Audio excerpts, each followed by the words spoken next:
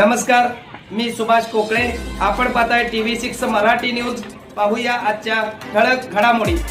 बातमीचं तालुक्यातून एक महत्त्वाची ब्रेकिंग बातमी. सोन्याळच्या जिल्हा मध्यवर्ती सहकारी बँकेत 8.5 लाखांचा अपहार.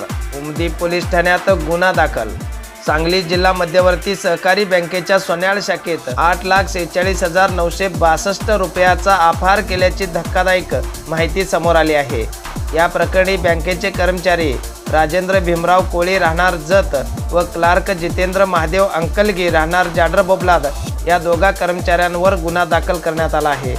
सांगली जिल्हा मध्यवर्ती सहकारी बँकेच्या सोन्याळ शाखेत रोखीने 3 वेगवेगळ्या खात्यातून 99,936, 10,591, 7,36,435 रुपयाचे एकूण 8,46,962 रुपयाचा अपहार झाल्याचे उघडकीस आले आहे.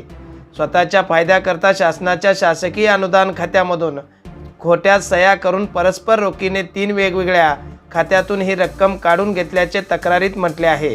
ही घटना 11 मे 2022 रोजी घडली असून चौकशीनंतर ही बाब उघडकीस आल्यानंतर संबंधित कर्मचाऱ्याविरोधात उमदी पोलिसात व्हिजिलन्स अधिकारी जिल्हा मध्यवर्ती सहकारी बँक सांगलीचे विक्रांत विजयकुमार लाड वय 45 वर्ष राहणार विश्रामबाग सांगली याने उमदी पोलिसात फिर्याद दिली आहे.